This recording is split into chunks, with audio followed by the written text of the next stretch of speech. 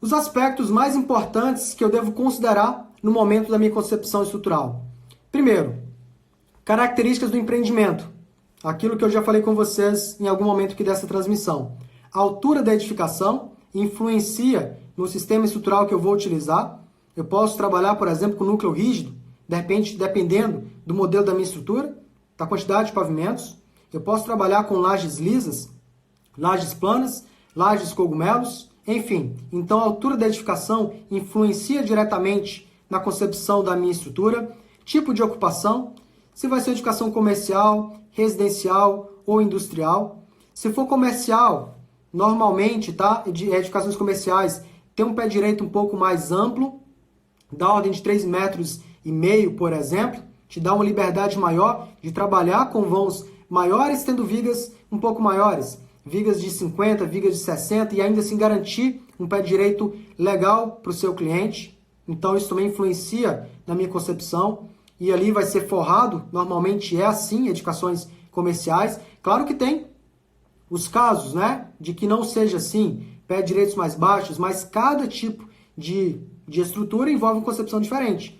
Se eu vou fazer, por exemplo, uma academia, o carregamento de uma academia é totalmente diferente do carregamento sobre lajes de edificação residencial.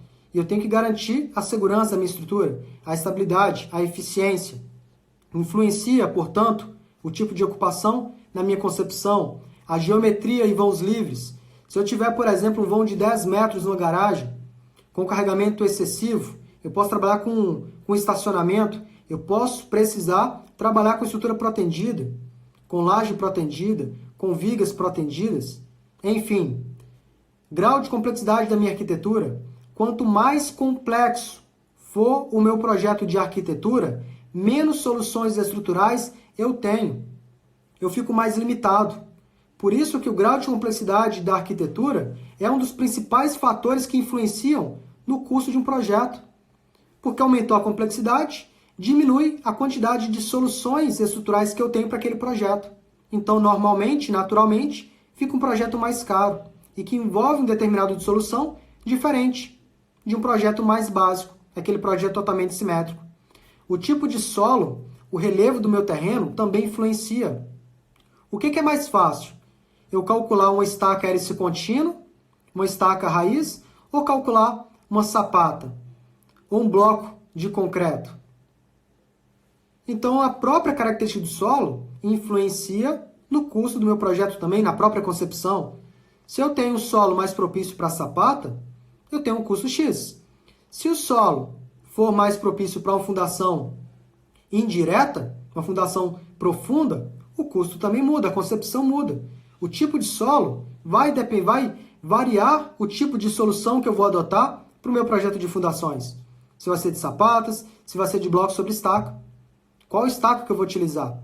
Tudo dependendo do tipo de solo. O relevo do meu terreno influencia também. Até mesmo se for de sapato, ou se for de bloco sobre estaca, que seja. As variações do terreno envolvem cuidados diferentes, onde eu tenho diferente se eu tiver um terreno totalmente plano.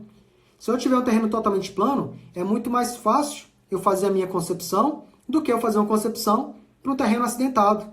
Segundo fator que influencia no investimento, na minha concepção estrutural, aquilo que eu comentei com vocês, o retorno do investimento. Cada processo construtivo industrializado, como estruturas metálicas e pré-fabricadas, pré-moldadas, cada tecnologia dessa envolve uma concepção diferente. E qual que é a necessidade do meu cliente? Se for uma obra para um shopping, para um supermercado, como eu citei, o cliente quer dinheiro rápido. E ele vai ter um retorno mais rápido se a obra dele for entregue mais rápido. O que é melhor? Ter um shopping funcionando depois de 60 dias ou ter um shopping funcionando depois de 2 anos? Para os investidores daquele shopping, eles querem esperar tudo isso? Às vezes, né, muitas vezes, ou na maioria dos casos, empreendimentos como shoppings e grandes supermercados, é melhor você gastar um pouco mais para acelerar a sua obra do que você gastar menos durante a execução num sistema de concreto armado, por exemplo, onde a mão de obra é mais barata e não precisa ser tão especializado, né?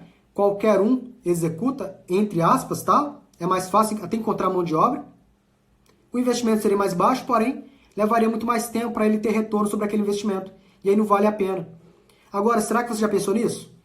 Ou se surgir um projeto de um shopping para você, vai fazer tudo de concreto armado? Até mesmo sem perguntar para o seu cliente.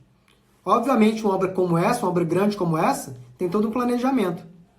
E eles não vão só passar um projeto de arquitetura sem fazer umas 30 reuniões com você sobre aquele projeto. Obviamente. Mas nessa situação hipotética, né? Você não vai fazer isso. Uma estrutura dessa, que precisa de agilidade, aceleração para ter um retorno mais alto de investimento, e simplesmente entregar uma estrutura de concreto armado para ele. E para ser executado em 2 anos. O cliente não quer isso. Você não quer isso. Quanto mais rápido você faz um projeto, também, obviamente, mais rápido chega o retorno para você, direto no seu bolso. Terceiro fator, a influência da capacidade da mão de obra local. E aqui vem um estudo de caso real, tá bom? Qual que é o estudo de caso? Eu estava fazendo uma consultoria com um membro do programa Estruturas do Início ao Fim, o Rafael Fernandes. Ele é lá do Rio Grande do Sul. E na cidade dele, o pessoal não executava laje pré-fabricada, laje treliçada unidirecional. Não tinha essa habilidade. Eles estavam mais habituados, a mão de obra de lá, a executar laje maciça. Então, por mais que ele quisesse e que fosse mais viável para aquele projeto, adotar uma laje treliçada, ele ficava de mãos atadas, porque não dependia dele. A sua concepção, muitas vezes, não depende de você. Então, você tem que ter conhecimento sobre isso. Ah, vou colocar aqui uma laje protendida, vou fazer o projeto, etc. E aí, quem vai executar aquele projeto? Tem mão de obra para isso? O custo de trazer uma mão de obra de fora vai valer o investimento? O seu cliente sabe disso?